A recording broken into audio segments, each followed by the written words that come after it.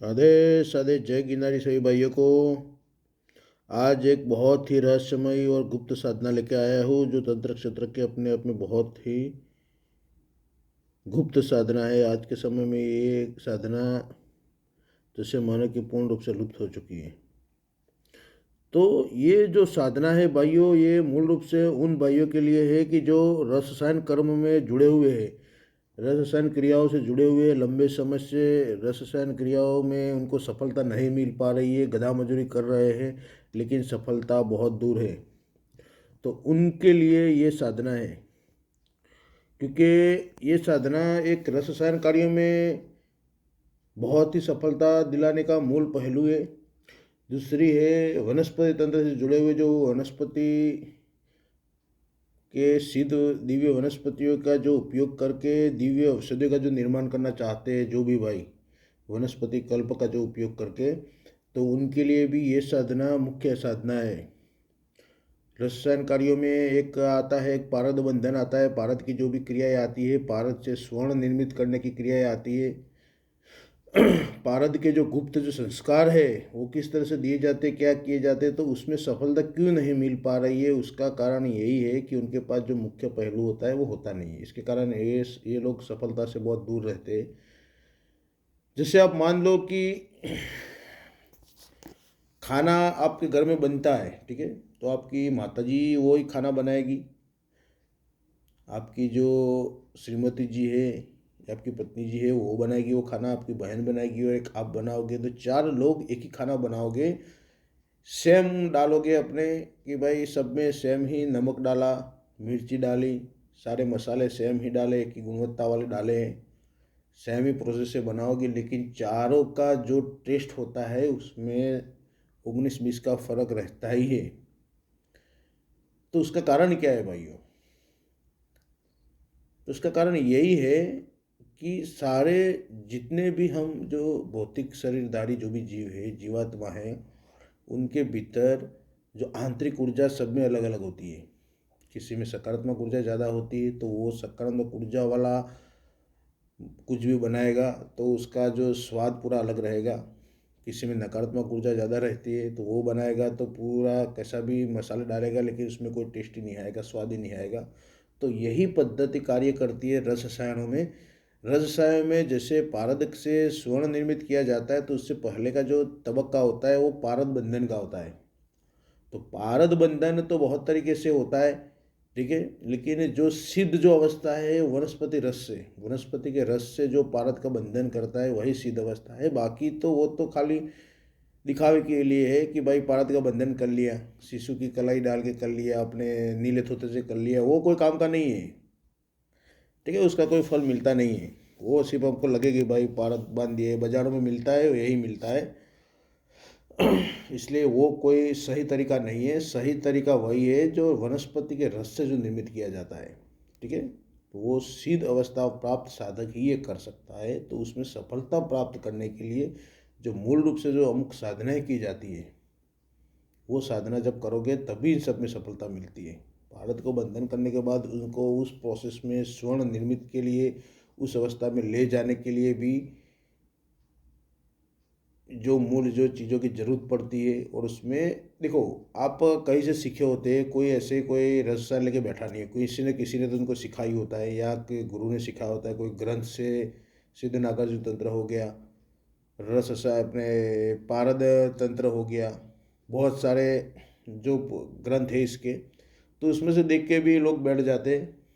कोई अनुभवी कोई साधक भी उनको बताता है, लेकिन वो आप जब भी ये जो भी सिद्ध साधक होते हैं वो अपने आपको सामने दिखा देंगे कि भाई इस तरह से देखो ये पारद बंधन होता है, तो वो सेम प्रोसेस करते हैं। वही सेम प्रोसेस आप घर पे करोगे, अपने खुद जगह करोगे तो भी उसमें सफलता क्यों नहीं मिल रही है? क्योंकि मात्रा भी वही है, चीज़ भी वही है। तो उसका कारण यही है कि आंतरिक ऊर्जा, जो आध्यात्मिक ऊर्जा, ये सब चीज़ों में आध्यात्मिक ऊर्जा की जरूरत पड़ती है, उसमें देवी सहायता की जो जरूरत पड़ती है वो आपका आपके भीतर नहीं है, इसलिए इसमें सफलता नहीं मिल पा रही है, ठीक है। बाकी चीज़ तो सही है, कोई प्रयोग गलत नहीं है। ग्रंथों में जो लिखा होता है वो सिद्ध प्रयोग ही होते हैं। लेकिन वो आप उसको सिद्ध इसलिए नहीं कर पा रहे हो क्योंकि आप में वो आंतरिक चेतना नहीं है, आंतरिक ऊर्जा नहीं है। तो इसमें ये जो आज की जो साधना है वो इसके लिए ही है कि भाई ये साधनाओं के सफलता के लिए रामबाण ये साधना है। इसका नाम है स्वर्ण विभक्षु गणेश जी की साधना।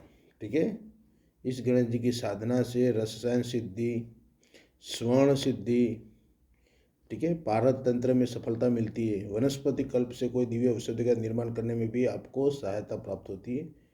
आप उससे करोगे तो आप ये साधक को तुरंत ही सफलता मिल जाएगी, उसमें कोई बड़ी बात नहीं है, वो फाइनली बात है। तो इसमें देखो मूल रूप से अमुक साधना की जाती है कि भाई रसायन में आपको आगे बढ़ना है, पारतंत्र में आगे बढ़ना है, वो भी कोई कम चीज़ नहीं है, बहुत उच्च कोटि की चीज़ें है। ये तो लोग क्या होते हैं कि भाई ये भौतिक सुखों की प्राप्ति के लिए स्वर्ण प्रयोगों में उसमें उलझ जाते हैं। बाकी भारत को अगर उच्च कोटि के मुकाम पर लेकर जाया जाए तो कोई ब्रह्मांड की ऐसी कोई सिद्धि नहीं है जो साधक प्राप्त नहीं कर सकता है। ठीक है, आपको वो सिद्धियाँ साधक के भीतर उजागर होने लगती हैं, क्योंकि शून्य से शिव तक लेके जाने को गलत, वो बहुत ही रहस्यमय गुरु विद्या है। तो धीरे धीरे मैं ये पारद के ऊपर भी वीडियो डालूंगा, ठीक है, और सरल प्रयोग बताऊंगा। लेकिन उससे पहले जो मूल जो पाए जो क्या बोलते हैं उसका बेस होता है जो साधनाओं का, ये सब क्रियाओं का, तो उसमें से आज शुरुआत करते हैं स्वर्ण विभक्षु गणेश जी से। ठीक है, क्योंकि इनकी साधना से ही आपको सफलता का चांस 99% बढ़ जाएगा। तो ये जो गणेश जी की जो साधना है, ये साधना घर पे कर सकते, शिवालय में कर सकते, कहीं भी कर सकते। कोई पुराना मदर का पौधा हो उसकी जड़ के पास बैठ के कर सकते। ठीक है, सबसे घर पे बैठ के भी आराम से कर सकते हैं, उसमें कोई टेंशन वाली बात नहीं है। अगर इससे सबसे बढ़िया इसका रहेगा अगर आप शिवालय में करें, क्योंकि वहाँ जो प्राण प्रतिष्ठित जो भी मूर्ति होती है उसके सामने बैठ के करोगे तो उसका प्रभाव बढ़िया रहेगा। ठीक है, घर पे क्या होता है कि ये साधना सिर्फ आधे घंटे की साधना है, हर दिन करना है, 21 दिन की साधना है, ये हर दिन करना है। रात को 11 बजे से लेके 3 बजे के बीच में करना है, कभी भी कर सकते हैं 11 से 3 बजे के बीच में। ठीक है, एक माला का जाप करना है तो आधे घंटे में हो जाएगा, मंत्र भी छोटा है। घर पे आप करके उसका स्थापन करके जाओगे अलग रूम में, आप अपने नौकरी धंधे पे चले जाओगे, कोई गलती से कोई अपवित्र अवस्था में कोई उस रूम में चला गया तो पूरी जो अनुष्ठान का जय गिरनारी हो सकता है। क्योंकि मंदिर में करोगे तो मंदिर में फ़ायदा रहता है कि भाई जब भी फ्री हो जाए वहाँ रात को जाके जाप करके निकल लो। तो वहाँ क्या होता है कि सिर्फ हमको लेके क्या जाना पड़ता है कि भाई धूप दीप लेके जाना पड़ता है। तो ये बहुत ही बेस्ट रहता है मंदिर में साधना करना। वो ना मिले तो आप घर पे भी कर सकते हैं, कोई टेंशन नहीं है। तो इसमें करना क्या है कि भाई गणेश जी की जो मूर्ति होती है उनको अपने पंचामृत से स्नान करवा के सिंदूर का लेप या केसर का लेप करना है उसके ऊपर। ठीक है, सामने चौमुखा दीपक लगाना है। दीपक का गाय का घी का लगा सकते हैं, तेल का अपने तिल के तेल का लगा सकते हैं। ठीक है, चौमुखा दीपक लगाना है और उसमें जो रुई का इस्तेमाल हम करेंगे वो रहेगी मदार की। सफ़ेद जो मदार होता है, सफ़ेद आग होता है, उसका जो फल लगता है उसकी जो रुई होती है। ठीक है, मैंने आगे भी बताया था, वो रुई का इस्तेमाल इसमें होता है। वो करने के बाद पीला आसन, पीली धोती, ठीक है, और रुद्राक्ष की माला या अपने आग के जो जड़ से बनी हुई माला सबसे बेस्ट रहती है इसमें। लेकिन वो ना मिले क्योंकि इसको तो पुष्य नक्षत्र में निकाल के ही बनवाना पड़ता है, वो कहीं कोई मिलती नहीं है सिद्ध अवस्था में, खुद ही बनवाना पड़ता है। लेकिन वो बनवाने का आपके पास समय नहीं है तो रुद्राक्ष की माला का उपयोग कर सकते हैं। रुद्राक्ष की माला से जो मैं मंत्र बताऊंगा उसका 108 जाप करना है। ठीक है, और एक पीला लड्डू अपने मानो कि पीले रंग की कोई भी मिठाई धरा अपने अर्पित कर सकते हैं। खीर अर्पित करनी हो तो उसमें केसर डाल के अर्पित कर सकते हैं। फिर गुड़ अर्पित कर सकते हैं। पीले कलर की कोई भी चीज़ अर्पित करनी। इसमें ओरिजिनल जो भोग रहता है गणेश जी का वो अपने अपने सोने का वर्ख वाली जो मिठाई होती है ना वही रहती है, लेकिन वो महंगी पड़ती है। किसी के पास ऐसी आर्थिक व्यवस्था हो ना हो तो उसके अपने दूसरा जो चांस रहता है वो कोई भी पीली आप लड्डू हो गया मोदक कोई भी हो गया, या फिर गुड़ आप अर्पित कर सकते हैं। ठीक है, भोग में जो भी अर्पित करो, 2 करना है, एक वहाँ रखना है, एक साधक को खुद खाना है। ठीक है, एक माला जाप करना है, जाप से पहले अपने जो रेगुलर जो साधना का पद्धति है उस तरह से एक माला गुरु मंत्र की, गणेश जी के मंत्र की, भगवान शिव के मंत्र के जाप करने के बाद संकल्प लेके फिर जाप करना है कि हे गणेश जी, मैं अमुक नाम, अमुक गोत्र, अमुक गुरु का शिष्य, आपका इस मंत्र का मैं जाप करने जा रहा हूँ, उसमें आप मुझे पूर्ण सफलता प्रदान करिए और मेरी जो भी रसायन संबंधित जो भी त्रुटियां है उसको दूर करिए, उसका जो भी गुप्त ज्ञान है वो कोई ना कोई माध्यम से मुझे प्रदान करिए। इसलिए क्या होगा कि इस मंत्र की सिद्धि से साधक को स्वप्न के माध्यम से या प्रत्यक्ष रूप से कहीं ना कहीं से सारी चीज़ों का ज्ञान होने लगेगा। कि जैसे कि आप पारद का मर्दन कर रहे हो तो आपके दिमाग में ऑटोमेटिक आएगा कि भाई इसमें इस वनस्पति का रस डाल दें, ऑटोमेटिक रहेगा, अंदर से ऐसा कोई बोल रहेगा आपको कि भाई आपका मन कह रहा है कि भाई इसमें ये वनस्पति का रस डाल दें। तो ये जो स्वर्ण विभक्षु जो गणेश जी होते वो अपने हाथ में अपने सील बट्टा जैसे होता है खरल करने का जो होता है वो लेके बैठते हैं। उनके एक हाथ में सहदेवी होती है, 4 हाथ वाले गणेश जी हैं, एक हाथ में दिव्य वनस्पति रुद्रवंती होती है और इन वनस्पतियों को मिला के ये वो उसमें खरल करते रहते हैं। इस तरह से उनका चित्र है पूरा। ठीक है, तो आपको ध्यान करना तो इस तरह से कर रहा है कि भाई गणेश जी है उस सिलबट्टे पे औषधियाँ पीस रहे हैं। इस तरह से ध्यान करते करते आपको उसका जाप करना है।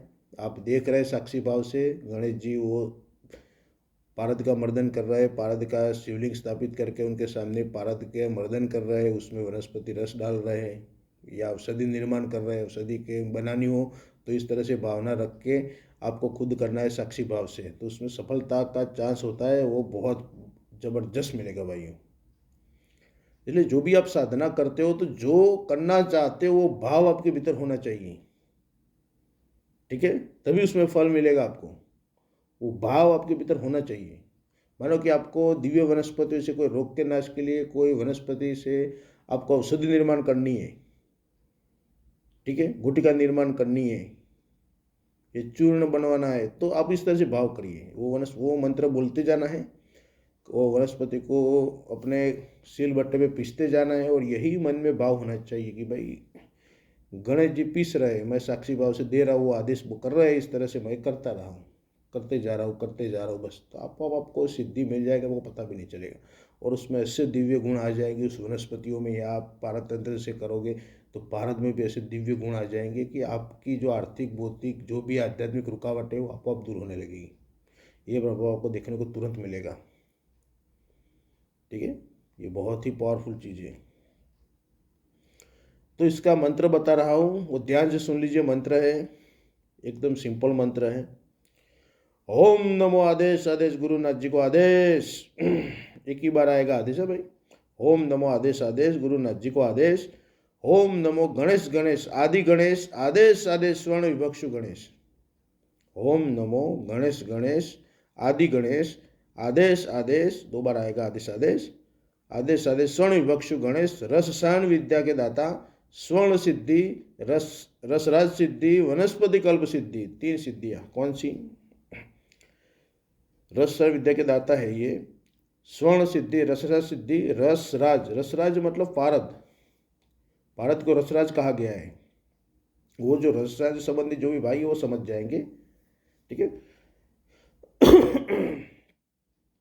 रसराज विद्या के दाता, स्वर्ण विद्या, रसराज सिद्धि, वनस्पति कल्प सिद्धि मतलब जो आपको औषधि निर्माण करनी है, सिद्ध औषधि का निर्माण करना, ये सिद्धि प्रदान करते हैं। स्वर्ण सिद्धि, रसराज सिद्धि, वनस्पति कल्प सिद्धि प्रदान करो, सिद्ध करो, प्रदान करो। और दूसरा आएगा सिद्ध करो, दुहाई रसेश्वर महादेव, रसेश्वरी महादेवी की, आदेश आदेश आदेश। सुन लीजिए इसको किस तरह से बोलना है धारा प्रवाह में। ये तो मंत्र आपको मैंने समझा दिया कि कोई भी मंत्र कर रहे हो आप तो उसका मतलब जरूर समझना चाहिए, ऐसा नहीं कि कुछ भी उठा के बैठ गए। तो सुन लीजिए मंत्र मैं बोल रहा हूँ धारा प्रवाह में किस तरह से बोलना है। ओम नमो आदेश, आदेश गुरुनाथ जी को आदेश। ओम नमो गणेश, गणेश आदि गणेश, आदेश आदेश स्वर्ण विभक्षु गणेश, रसराज विद्या के द्वारा स्वर्ण सिद्धि, रसराज सिद्धि, वनस्पति कल्प सिद्धि प्रदान करो, दुहाई रसेश्वर महादेव की, रसेश्वरी महादेवी की, आदेश आदेश आदेश। इस मंत्र में एक लाइन छूट गई, पता है आपको कौन सी छूट गई, ये बताओ। वनस्पति कल्प सिद्धि प्रदान करो, सिद्ध करो, सिद्ध करो शब्द रह गया था। ठीक है, इसको याद रखना। इसको मैं अच्छी तरह से उसमें लिख के दे दूंगा, ठीक है, डिस्क्रिप्शन में, उसमें आराम से देख लेना, क्योंकि मैं बोलता हूँ डायरेक्ट, और उसमें लिखूंगा तो आपको आइडिया अच्छा आ जाएगा। ठीक है, इसका लाभ उठाओ, बहुत ही फ़ायदा मिलेगा आपको, और बहुत दिव्य साधना है। घर पे अगर इसकी साधना करनी हो तो गणेश जी की स्थापना करनी पड़ेगी दक्षिण दिशा में। कौन सी दिशा में? दक्षिण दिशा में उनकी स्थापना करनी है। लकड़े की अपने, क्या बोलते हैं यार उसको